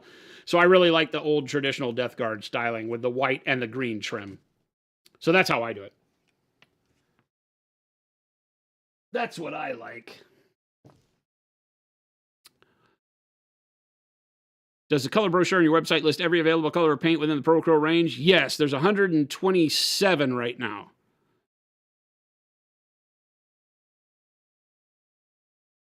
Will the paints from Adepticon be available online at the same time? Very close, if not at the same time, yes. That's a production issue. We have to make sure production can produce enough here. We do all the manufacturing here at our, well, not in this building anymore. We have a building 5 miles away. But all the production happens here at HQ, and depending on how much they get made for Adepticon and then how much gets ordered on pre-order, they go out for retailer and distributor pre-order next week. Then we collect all those orders over the course of a week, and then we tally up and produce for that. And then hopefully by the time that we're done with that, the show happens. And if they've been able to overproduce or can feel comfortable producing enough while we're at Adepticon, then we'll release them at the same time. Probably more than you wanted to know, but that's the truth. Would you be safe to varnish 2 to 3 times throughout the paint process? Prime, base coat, details of varnish after each step? Sure, airbrush varnishes. That's what airbrush varnish is for. Realize that our airbrush varnishes, both gloss and matte, are not for protective finish. Our aerosol spray can varnish is more of a protective coat. The ones that we do are just to change the finish of the paint as you're working with it, or as a final finish, but not when you're looking to, have it be like something you handle with Cheeto fingers and protect it from. So yeah, varnishing in between layers is perfectly fine, especially when you do things like put decals on, put a decal on, then matte varnish, and then do your paint over the decal, then varnish it again, right? Because the decals are always shiny. Sometimes you'll do gloss paint, use a gloss color, then put a matte varnish layer over the top of that to knock the shine off so you can do your follow-up highlights and detailing. Yeah, oh yeah, 100%. You don't see me doing that a lot because our Pro Acryl paints are highly matte anyway. So I don't do decals. I hand paint everything. So you rarely see me varnishing in between layers, but you definitely can. A lot of people like to do the gloss varnish in between layers before they put a wash on. So they'll do all their base coating, a little bit of highlight, then they'll gloss varnish, then put the wash on because the wash skates along the surface much better of a slick gloss surface than it does over a matte, heavy tooth paint like ours. So when you're washing a model and you want it to just sit in the recesses and not apply a filter over the entire model, then you can do a gloss varnish coat first, wash it, then matte it down again, and then start painting again. So there's lots of instances where you can do that. And in that case, going back to your previous question of can you varnish a model too many times? If you're doing it through an airbrush step by step like that, then the answer is really no. Really, when I'm talking about being able to over varnish a model, you'd be using a heavy spray can varnish. The airbrush varnish, typically, I mean, again, you could do a million coats of it and wind up with something really gloppy, but as long as you're not trying to do that on purpose, you won't have a problem. Zazen says, I can't seem to paint anything fast, but I don't really want to anyway. You're right there with me, man. I don't care to paint things quick. I care to paint things. It really is like the wizard. A wizard shows up exactly when he means to. I tend to finish models exactly when I want to. You'll find with my process, a lot of times I start slow and methodical as I'm figuring out what colors I like. And then once I get it all locked in, then I speed up, right? Because then I know what I want. I know what the colors are. I know what the mixes are. I know what I'm going towards. But the beginning, I like to take my time so that the model evolves into what it really is going to look the best as. But then as you get down to the finish line, you're just trying to go fast. Seems like way more than 96, says Wad. Yes, we promised we were only going to do 96 paints. Now we have 127 with 24 more coming. And I'm designing the new retail rack to hold 240.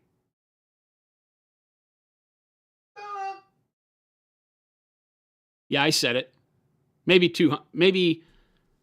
that's wrong. Maybe it's 208. Or I think it's 208. I think I reduced it by 32. Or is it? I think it's 208. Yesterday I ran out of room to put all the other products on the retail rack, so we reduced it by 32. So it's 208.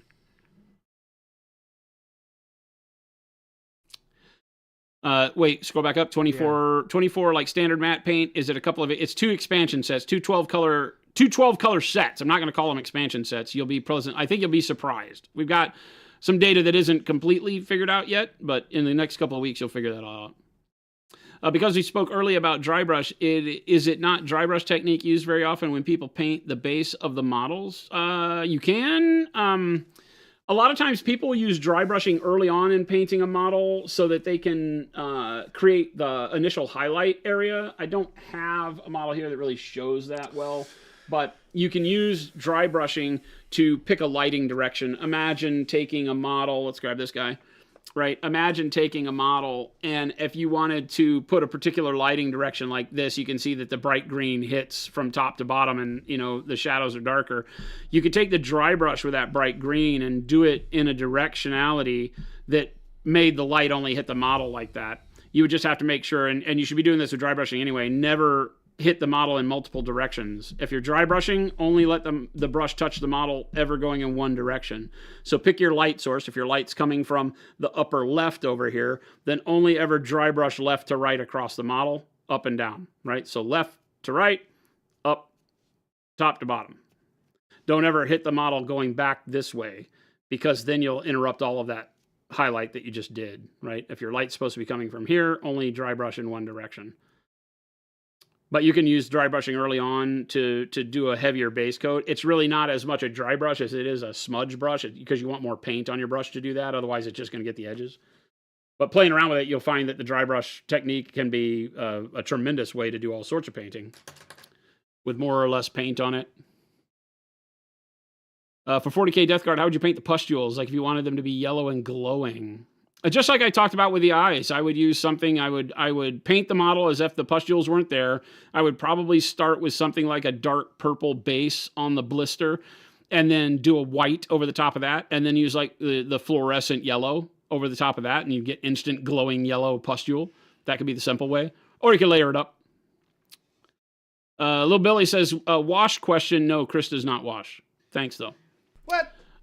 If I want to add a filter or wash over a piece of armor that already has edge highlights, should I go back and do the edge highlights again? Yes. Yep. Or is it better to dull it down with the rest of the washed piece? Okay, so you lost me on the end. You're going in the right direction. If you're doing an all-over filter on a model, it's always best to do your initial highlights before adding the filter.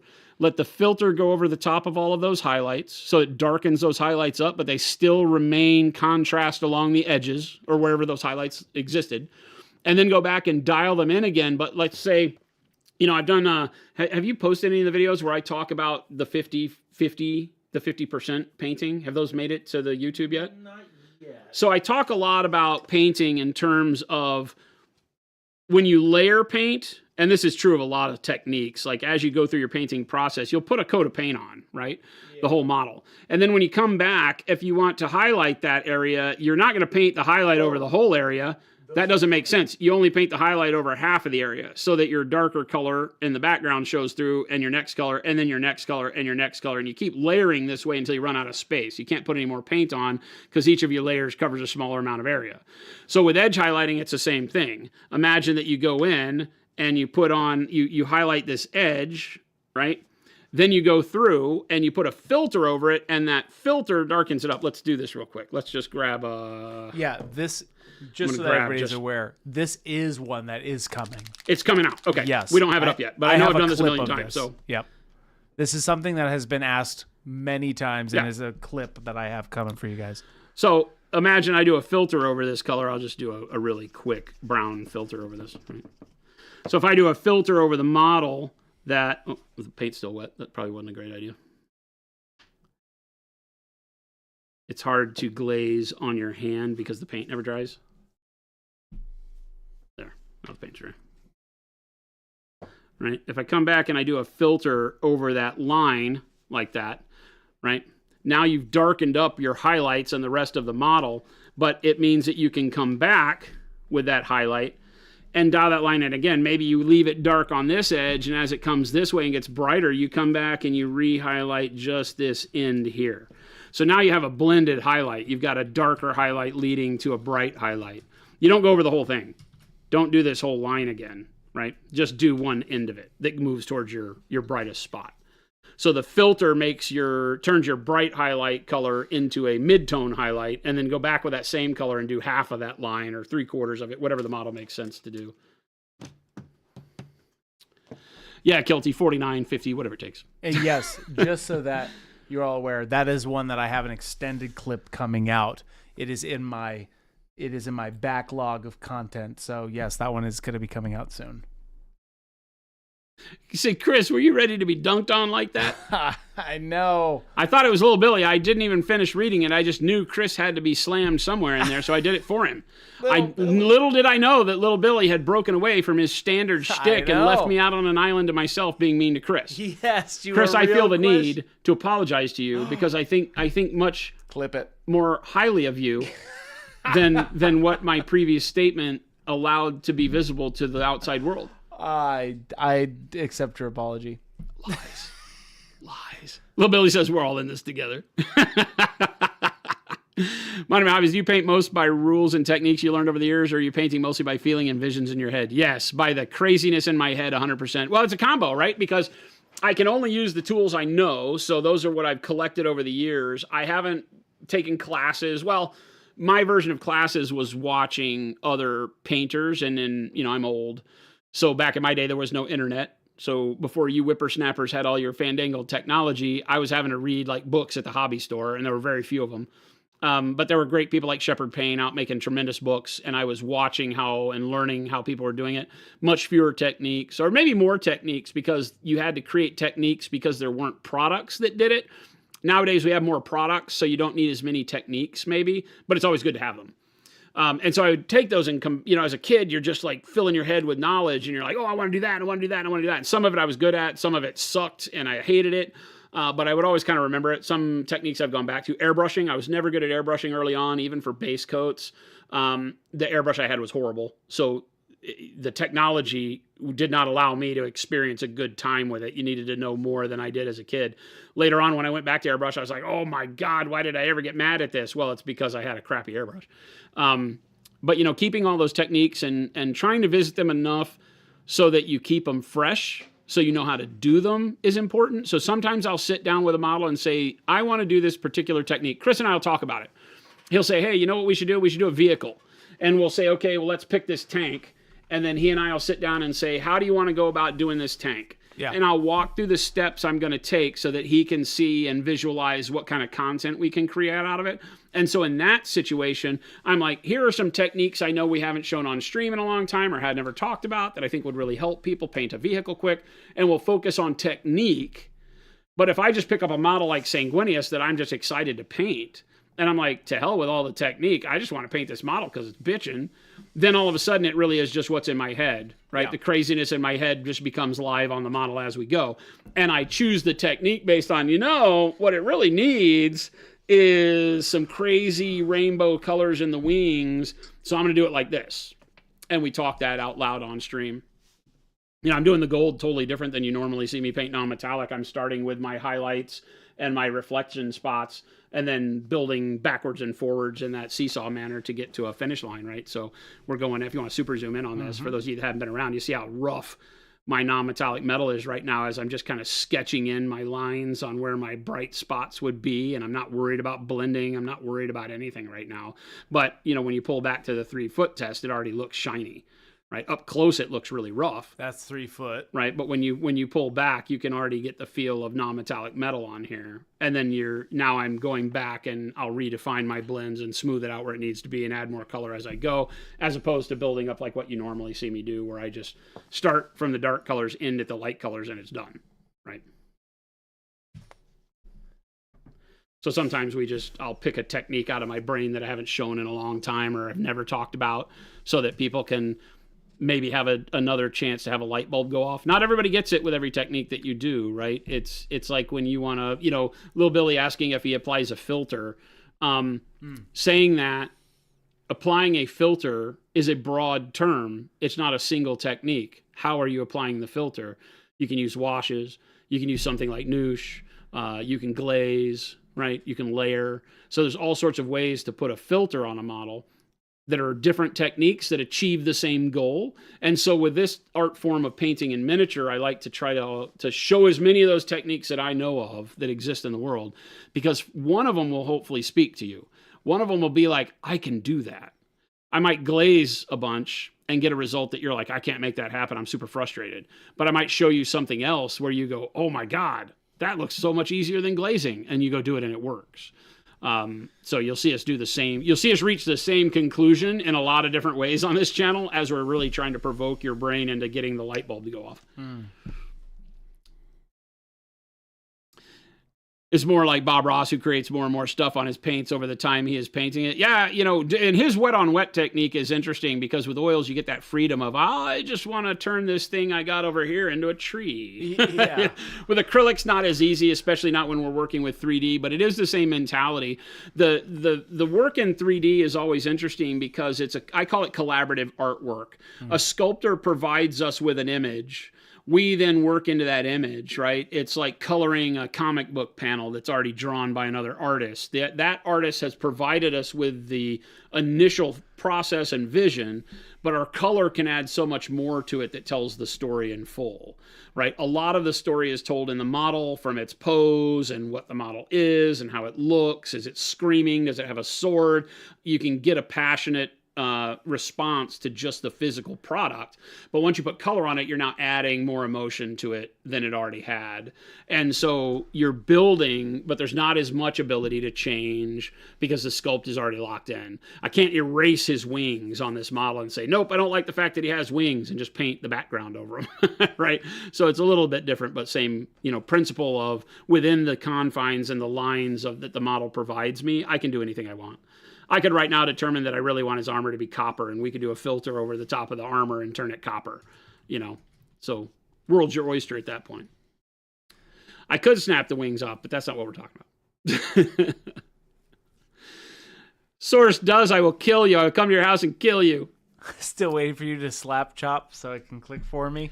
So what's funny is that before anybody used that stupid term, we were showing you how to paint with just filtered transparent colors.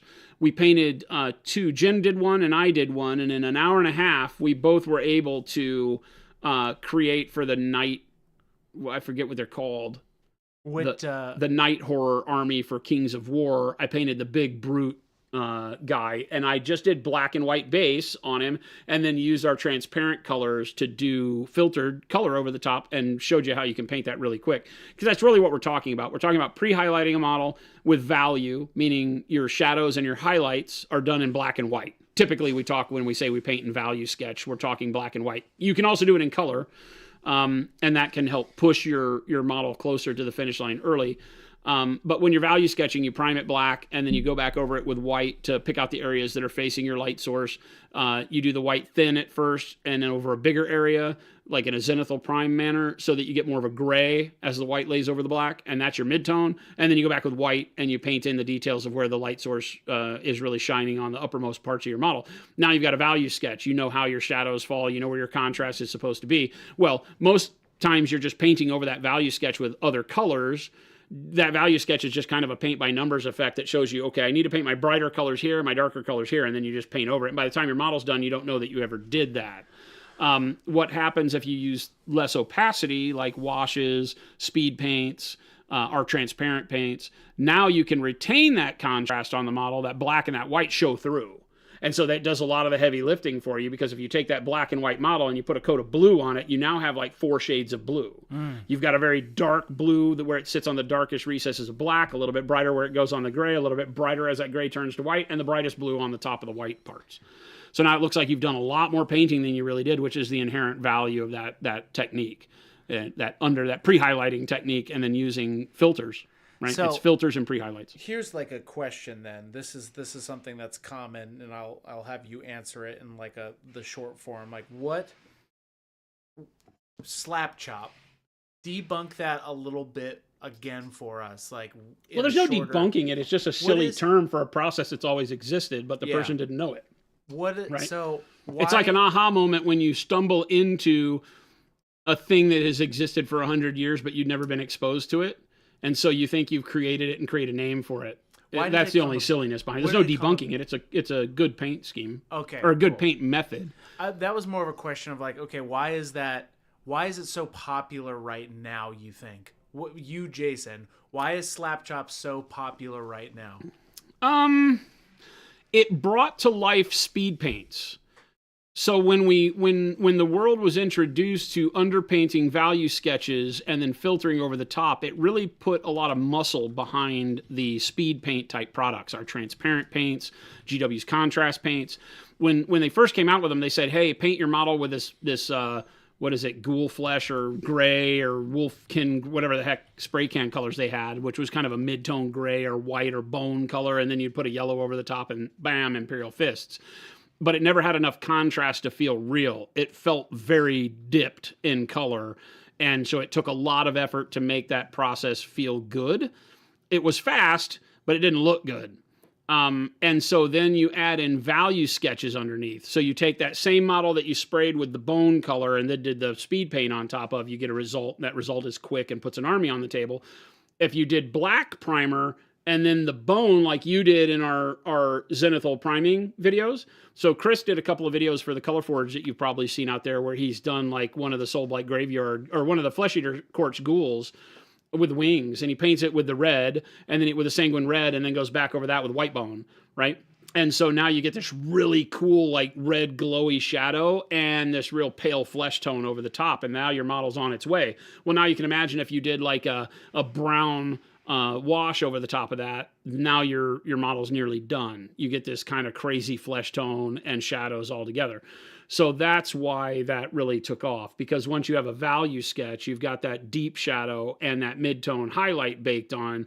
Now when you put that transparent color over the top, like I said, it looks like 4 colors as opposed to 1 that's just sloppy, right? So don't think Slap Chop will make you a better painter. Slap Chop will get you more interested in painting, right?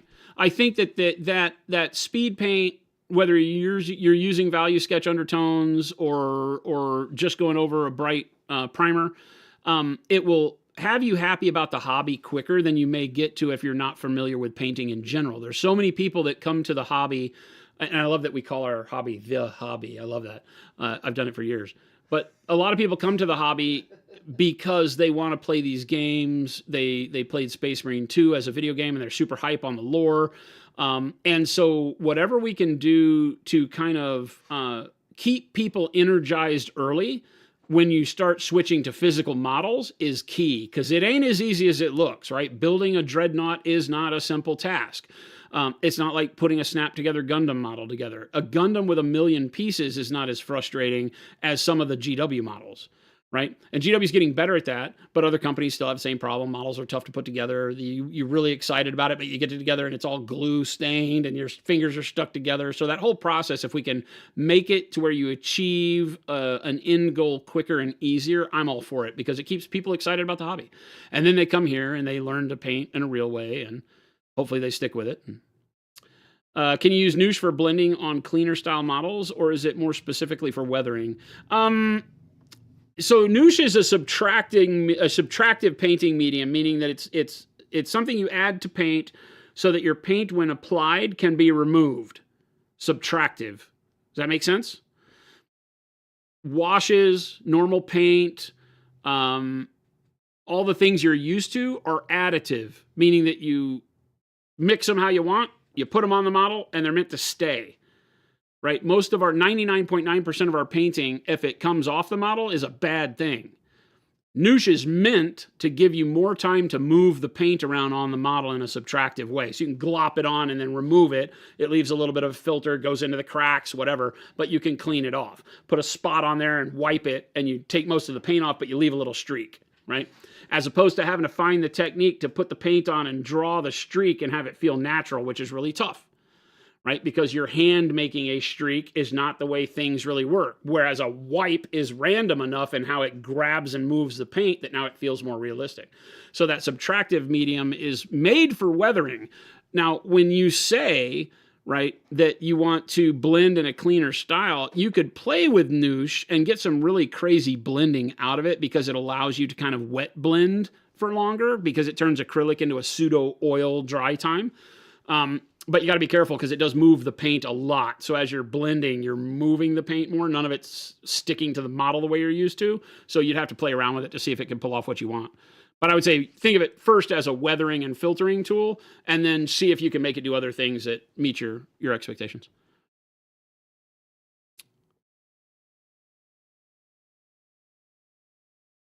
Gosu says, you remember coming in here when you were brand new and I taught you how to dry brush? Getting in the door is a great way to get started and build from that. 100%, man. If I were to try to tell you that, okay, you just bought your first model, you bought your first Space Marine and some brushes and some color, let's go, follow along. Right? You're going to hate me by step 2. Right? Once we've applied the base coat, you've kept up, and then on the next layer, you're going to hate me, because the techniques I'm using are foreign to you if you're not a painter. Layering means nothing. You just want to put the next color on, but there's no way to know how to do that. You don't understand how feathering works, the weight of your brush stroke, how it applies less or more paint and allows you to see through or not see through your paint is something that's learned. So start with base coat, dry brush, wash, and then highlight. And now you've got a person who's excited because they finished their first model. It doesn't look half bad, and now they're ready to move on to model number 2. As a lot of people I see, unfortunately, join the hobby, look at Instagram, want their models to look like, this wondrous paint scheme that they've seen, and they get bogged down in the details, and that analysis paralysis kicks in, and they start doing the comparison matrix, and they feel like they're never going to be good enough, and they put it away. And there's no worse thing than not even getting to step number 2 when discovering something as great as I believe our hobby is, right? So if that means you slap chop, if that means you dry brush for your whole life in the hobby, do it. Do it. Do what feels good when you get that model done for whatever reason. You want to put that model on the table and roll dice, and you want to do 6 armies, and you want to do them all by next weekend, oh my God, I've got some techniques for you. Right? Our Zenithal with spray primers and dry brushing and washes will get those armies on the table quick, and you'll be super happy about it. It'll keep you energized. And then eventually you might find somebody one day that makes the light bulb goes off and say, hey, but for your character model, have you thought about doing these things? Try this. And then you do. And before you know it, you're a commission painter. And that's the moral of the story, folks. And before long, you're charging people to paint models. When will we get the Sanguinius Wings video? Talk to Chris, man. He's slacking. I know. Slacking. It's in the pipeline. It's in the pipeline. Step 2 is draw the owl, though. I love it. I love it. Finish the damn owl. Step 1, draw these circles. Step 2, finish the damn owl. That's the way most of our tutorials in the hobby are, unfortunately. There's a lot of steps left out when dealing with a lot of high-end artists because they feel like something's sacred. And I'm not bagging on anybody. I get it. Or they just don't want to take they're either not good at teaching the process. They don't want to take the time. Because some things feel so second nature to us as artists that we forget to even talk about them. I do it. Sometimes here, Chris will grab me and he'll go, wait, back up. What was that you just said? And I'll go, oh yeah, if you hold the brush upside down and backwards with your tongue out, it makes this thing happen better. And he's like, what? Yeah, I mean, you gotta... Like, oh, I guess I've never talked about that because I've just done it for so long. That's why some of those videos of like the one we just released, with like pulling the line. Like, yeah. I mean, for you, it's second nature. For somebody else, they're like, oh my gosh. So many people had light, but they're like, oh my God. Blah, blah, blah, blah. We constantly get those comments on the video constantly. Like, I wish everybody taught like this. It's just succinct and to the point. And I'm like, well, This is just tips. Like, I mean, people just sometimes they like the cool, flashy short of what it ends up being, but they also want to see you do it. I love Gosu says left-hand brush technique is too much for us right-handed mortals. I mean, I know. You're not in your right mind, so I get it. Ariel Lowenstein, thank you for the stream. I learned a lot from the skin, undercoat, and glazing. You really encouraged me trying different That's awesome. Nice. That means the world. That is more important to me than anything. Is being able to just shed some light on how to have fun and do new things, and you might find something that really catches a stride, makes you find a style you love, and paint in a way that makes you feel a little bit more free and not so locked into having to do it a particular way. Art is chaos. Managing the chaos is the fun of it, right? You have so much at your disposal. There are no rules, not really hard, fast rules. You can do anything, If we played by the rules, we wouldn't have amazing things like Snoopy. Like Charles Schultz doing peanuts with big heads and tiny bodies, right? We wouldn't have a lot of fun stuff in the world if everybody played by the rules. So don't play by the rules. Do fun stuff. And try new stuff. You might come up with the next thing that everybody thinks is a cool trend. Figure it out. Line pulling is not legal in your state. I don't think that's what we were talking about. Talking about the paint, Houdini. Yeah, that's the truth, T. Schmidt, especially in a visual art sense, because everybody learns a little bit differently.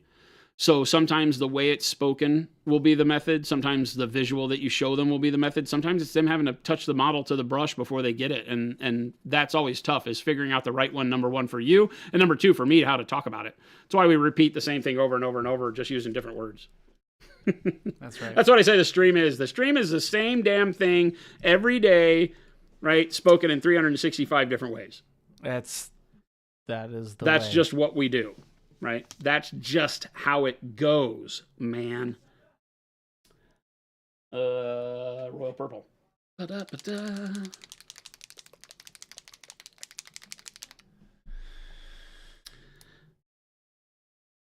How you paint super realistic human skin tone. I've seen people doing layers over layers of tones of layers. I can't even see the difference they make after the first layer. The skin tone video that Chris is about to link for you. Yep. Will give you a lot of pointers on being able to do like really neat, fast layering.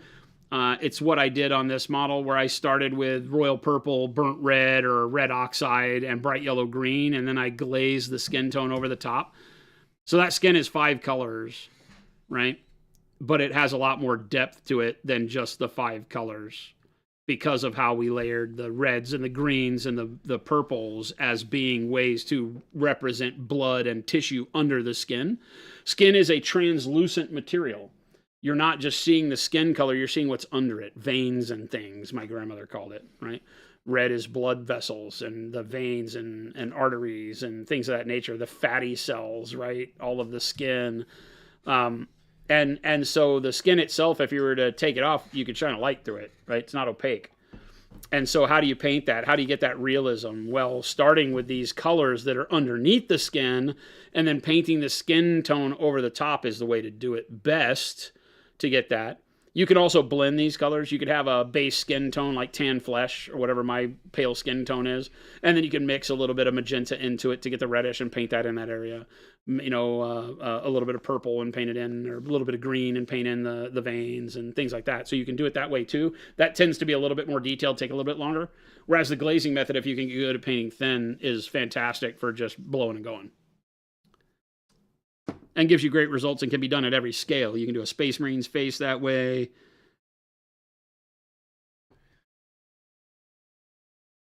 Or larger busts. Anything. Wow, Jason, it's 3:55. No way. And you are... I'm just starting another thing. You're dropping us off at the royal purple stage of the cloak? Chat, that's a hard one. Well, right there. I blame Chris. Yeah. Chris's clock is obviously not in tune with my painting directive needs. Chris's clock doesn't understand that I've been asked to finish this model today. No, I did not. That was a joke. I stand by that joke. 30 more minutes. Pressure. No, little Billy. We run a tight ship around here. Unfortunately, I have to let these people go home on time. We close the office at 4. Chris never goes home on time, but I try to force him to go home on time. So if I want to try to force him to go home on time, I can't say, hey, you want to stay late and stream longer? Because he'll say, sure. Yeah, see. But we run a tight ship. But that's what tomorrow is for. We do it 5 days a week. 5 days a week? 5 days a week. Live? 2 to 4 p.m. Mountain Standard Time. If you don't know what Mountain Standard Time means, that means Phoenix. And if you don't know what Phoenix means, then that is what Google is for. Capital of Arizona. Beautiful, sunny state of Arizona. Great day. Great day for painting. Paint Liquor, we all know Chris lives at HQ. Chat. This is totally off script. I've asked many years ago. I've asked to live at HQ. There is no shower here. There isn't a shower here, which is a little odd. We have 2 kitchens. We have 2 kitchens, 0 showers. As long as he can bathe in one of the dishwashers that we've never used. Those are actually okay for washing clothes. So, who knew? Who knew? The more you know. Obviously, Chris knew. Chris has lived in LA where you have to use your dishwasher to clean your clothes. There's ways. I'm wanting to get some other color on this model, so I know we're going to leave you as to wondering why I started painting this now. I'm not done with the gold, but I do want to start getting some other color based on here before I start choosing the colors that are going to reflect in my highly reflective armor. Yeah. So as I have this red, I want to kind of dial in and figure out where my red is headed because I'll be putting some red in the reflection of the gold, things like that. We're at that point where now as I start smoothing out the roughness of my blending on the gold armor, that involved in that is choosing the environment colors that get seen in it. So again, that try not to finish any one part of the model. Before you finish before you work on the areas around it is a big key. Jen says there's a shower at Palm. There is a shower at Palm. No, I want to shower in the studio, Jen, right here. Well, I don't want to leave this room. I don't know who hires these people that have these demands, but I have demands. you want to shower right here? In this Sure, room? why not? I mean, I can get you a tub. You do like Navy baths. Get a livestock tub. I mean, Twitch That'll do it. likes the hot tub. Stuff. That's the hot tub. So we could have Chris in a tub on the weekends. We don't let him bathe during the week, but when we're not here on the weekends, so we don't have to take responsibility for it, we put hidden cameras in. You know what? Here's the deal. You know what would be funny? We'll find somebody with a hot tub one of these days, and we'll just stream from the hot tub. Somebody's got to have a hot tub. We know. We were gonna put a Mr. Kiddie pool in here. You could do it over there. Yeah, just have like a Mr. Turtle pool. Chris streaming from the tub but without a camera on him would be hilarious. That's funny. You just hear the sounds of him splashing and his rubber ducky noises. Squeaky, squeaky. I know you have a rubber ducky. Hot Tub Friday streams. Tech Elf. No. On that note, We're done. on that note, that's it. Plot twist: Chris is already in a hot tub. That's why he doesn't want the face cam. Oh yeah, What do you think would make that better? a hot tub. A hot tub. That's right. What do you think would make that better? Oh my god. Plot twist: Chris is already in a hot tub. That's right. It's very uncomfortable for me, chat. That's why I keep making eye contact with you and try not to look over that direction very often. It's model, chat. Model, right. I can be chat, very screen every distracting. now and then, but I got to be careful because the two screens have a gap in between them where I can see flesh color. So we got to be careful. Gotta be careful my here, goodness. chat. Filled with hot cocoa powder. Oh, now I Oh. had that dream once. Oh my. Sans Chris, sorry. Thanks for hanging out with us, everybody. Remember, we do stream 5 days a week, like Chris said, 2 p.m. to 4 p.m. Mountain Standard Time, which will be a changing for most of you who are not in Mountain Standard. Coming this next week, the stream will happen earlier? I think so. I think earlier. I think Man. we'll be an hour earlier Everybody on just everybody switch over else's to time. Mountain For us, it Standard stays the same. We start at 2 p.m. Phoenix time. But thank you so much for joining us. We love having you here. Hopefully you learned something. Thank you for all the great questions. You guys drive as much of the content on here as we do, and we very much appreciate it. Thanks for being part of this wonderful community of ours. Make sure you join in on the Discord where we've got 5,400 and some odd amazing artists just like you guys and gals. Come join in, make friends, talk about the hobby, get inspiration, show off your work. We love having you there. 24 hours of craziness. Also check out the YouTube and check out all the past VODs that we've got, as well as all the outtakes that Chris creates, as well as the store and FLGS links. 5,459 amazing artists. Listening to Professor Jason answer questions on the stream while hoping that Poppy will come back to show off her cute haircut. Damn it, that dog's stealing my show. So thanks so much for hanging out. Check out all the neat stuff. Stick around because Chris is going to find us a place to raid to get some more hobby goodness as you go off into your evening. Show some love in the chat we wind up in, and we'll catch you back here tomorrow. Adios, gang.